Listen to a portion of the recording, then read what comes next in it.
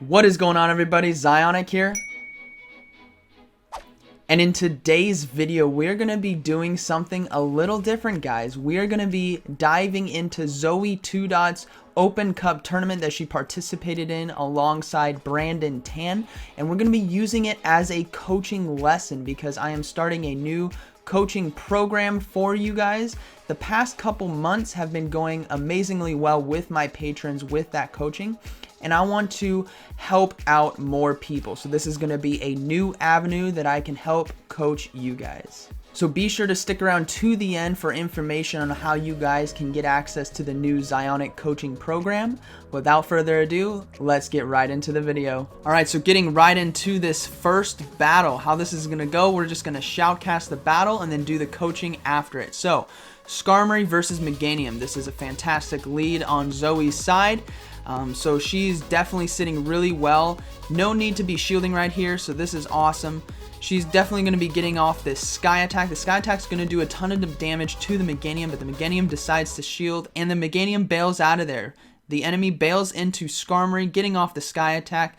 Zoe is staying in. She's looking to switch. She doesn't go for the switch. Now she's going for those Sky Attacks. The Sky Attacks aren't going to be doing a ton of damage to a Skarmory, but it's definitely going to do enough to chip it down. Now this Flash Cannon coming in, but the enemy Skarmory does shield. So that's a good shield on that Skarmory. He fires back with that Flash Cannon. Zoe goes for the switch on Deoxys. No shielding right here. The Sky Attack is going to land, doing a decent chunk to the Deoxys. She goes straight for the Thunderbolt right here. The Thunderbolt is going to be doing super effective damage to that Skarmory, taking it out.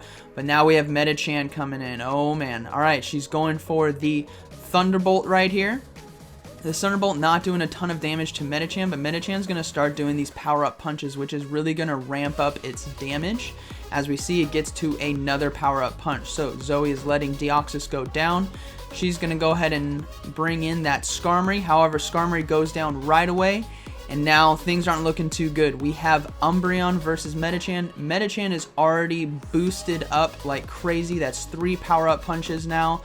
So this last power-up punch is going to be doing a ton of damage, as we see right there. She does, however, get the foul play off. This foul play will take out the Metachan, but then that Meganium is still in the back, and that is GG's. Alright, so the two things we can take away from this, the first is we always want to look to keep advantage. And what do I mean by that? When we land such an amazing lead as Skarmory versus Meganium, we want to keep that advantage. Whenever that Meganium decides to bail out, we want to bail in kind so that we can save our Skarmory for that Meganium at the end of the game.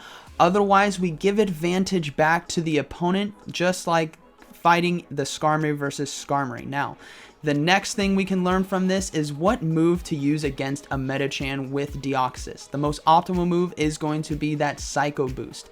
For the amount of energy and damage being put out, Psycho Boost is going to be more energy efficient and hit harder than the Thunderbolt would. All in all, this was a great fight, a lot of things to learn from. We're going to go ahead and move into the next battle.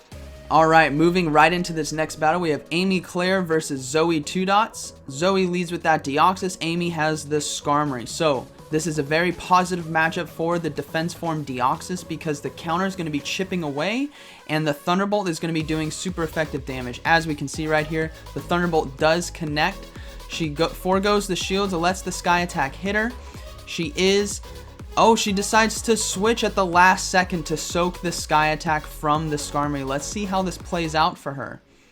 Alright, so the next Pokemon coming in is going to be a Lantern, and a Charge Beam Lantern at that. Oh no. Alright, Zoe looks like she's wanting to go for the Flash Cannon. She throws up the shield right here. Again, Lantern's going to be having that electric type damage, which is going to be super effective. She lands the Flash Cannon. Now she's going for the Sky Attack, but she decides to shield again. Alright, she's investing in this Skarmory to try to take out this Lantern. The Sky Attack is coming in. It's going to connect. She is getting this Lantern very low. She's not able to get to that last Sky Attack. Ooh. So now she is bringing in the Venusaur, but she is switch locked right here, which is an annoying glitch that happens every now and then. So she can't actually fight back against this Venusaur, so she has to switch in order to have the Venusaur versus Venusaur matchup. So she goes ahead and goes for the Frenzy Plant right here. That is going to burn a shield. However, this Venusaur still has another shield left. She goes for another Frenzy Plant. The Venusaur decides not to shield right there. Very risky on that part. But the enemy Venusaur does go for the Sludge Bomb. And is now going to get off the Frenzy Plant at the very end. So GG's. So there's a couple things we can learn from this. Again, a big learning point is keeping that advantage when we have the Deoxys versus Skarmory and we land the Thunderbolt. What this will allow us to do is finish off the Skarmory with fast attacks and keep a ton of stored energy. So what we could have done right here was finish off Skarmory with fast attacks instead of switching to the enemy Skarmory. We could have used that shield on our defense form Deoxys and had a ton of stored energy. Now when it comes to the matchup of Skarmory versus Lantern, what we need to be going for is those Sky Attacks. Again, both moves are going to be resisted by a Lantern, but the Sky Attack is going to be more energy efficient when you fight against a Lantern. The damage coming from Sky Attack will do more per energy than Flash Cannon will per energy. So if she was to go for 3 Sky Attacks here, she would have been able to possibly finish off this Lantern. Instead, she wasn't able to get to that third one because of using that Flash Cannon. Alright, moving right into the next game, we see that she is leading with Skarmory, has defense form Deoxys, and Azumarill in the back. So right away we got Skarmory versus Azumarill. This is a very close matchup. So we'll see who decides to do what. So the Ice Beam connects. She is going for the Flash Cannon this time. This Flash Cannon is going to do a good chunk of damage, but the Azumarill shields. So she decides to now bail into defense form Deoxys to try to gain some advantage here. The Ice Beam does connect. She is going for the Thunderbolt. This Thunderbolt will be doing super effective damage to that Azumarill, as we can see right there. The Azumarill decides to switch out into Medicham. Now, the Medicham is getting a power-up punch off, and this is the first one. Oof, she decided to shield that. She is now going for the Thunderbolt here. Thunderbolt does a decent chunk of damage to a Medicham. Now the Medicham's getting off his second power-up punch. She does connect with the Psycho Boost right here at the very end to burn that final shield. So all shields are down on the enemy side. Now bringing in that Azumarill. This Azumarill will be able to do super effective damage with that Play Rough, but she can get to this Ice Beam and it will definitely be able to take out this Medicham. So she does connect with that Ice Beam.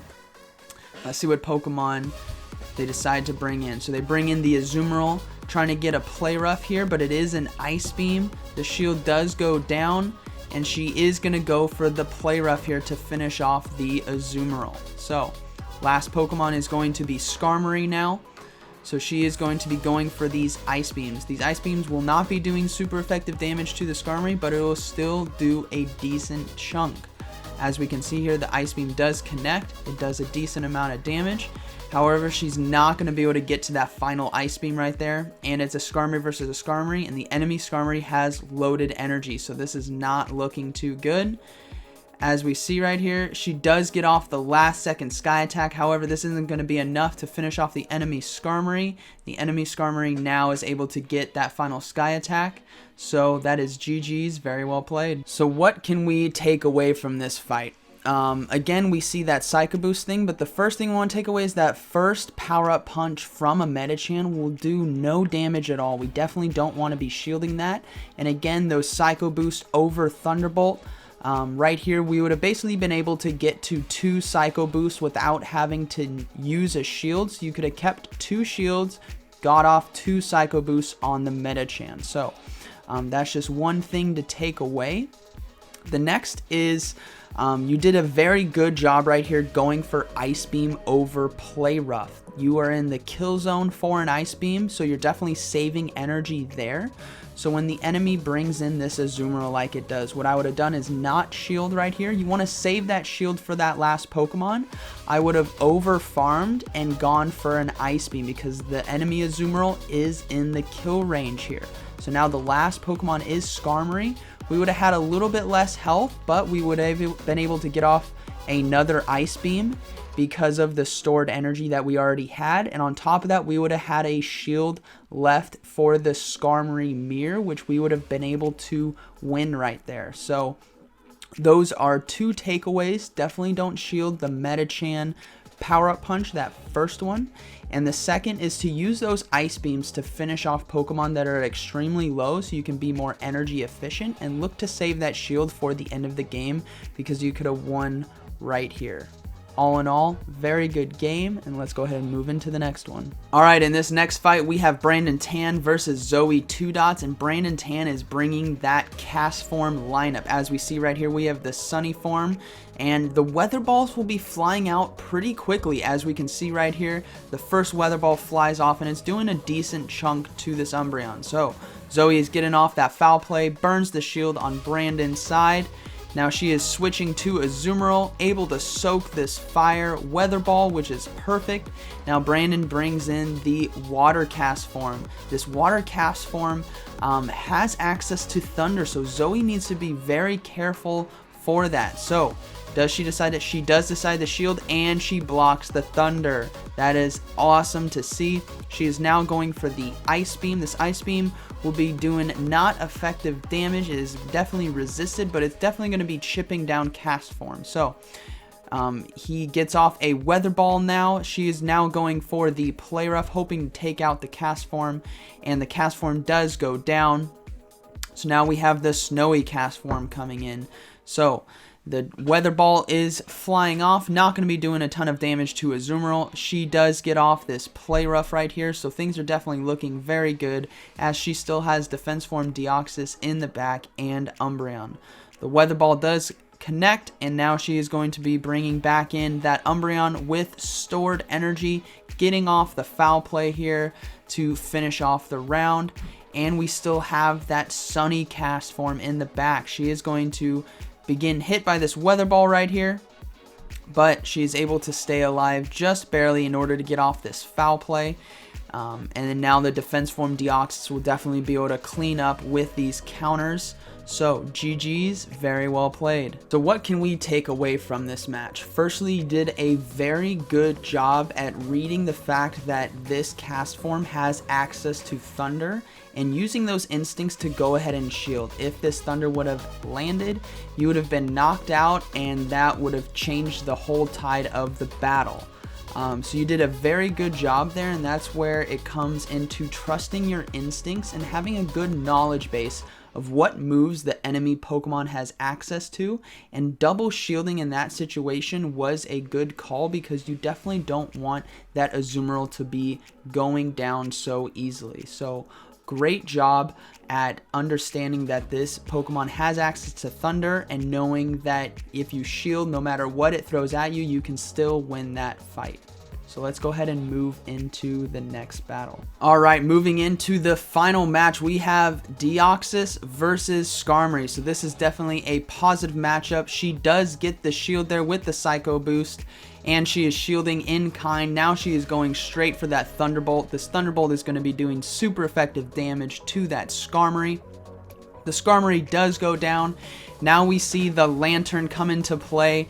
She is going for this Psycho Boost to do some decent chip damage to this Lantern. And then she is looking to bail, but she bails to Azumarill.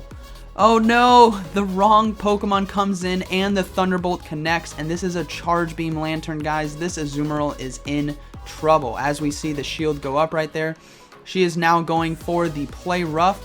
This Play Rough would get this Lantern out of the game, but she has Melmetal in the back. This Melmetal, able to gain energy very fast, is able to take out the Azumarill. Now she is switch glitched as well, not able to get off her charge move, which have made this game a lot different. And now the Venusaur is coming in, and this Venusaur is looking to try to get off 2 Frenzy Plants here, but these Rock Slides will be coming in too fast. She goes for the Sludge Bomb. That is going to be shielded by the Melmetal, and the final Rock Slide is going to be coming in, and that is going to be GG's. Very well played.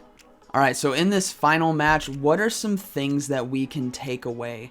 When it comes to the enemy team, knowing the dynamic of your team composition and their team composition is huge. So in circumstances where you have a fighting type Pokemon like Toxicroak and the enemy has a confusion user, you definitely want to be switching quickly out of there. But in this case, seeing that it is a Lantern, after we get off the Psycho Boost, it's okay to take a second and breathe and switch into the correct Pokemon. Now, mistakes do happen. That's a part of the game. It's lessons learned. But the best way to counteract a mistake like a wrong switch is taking that extra half second to choose the correct Pokemon. All in all, it was a good fight.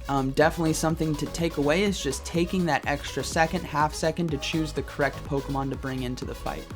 Alright Zoe, I hope this video has helped you.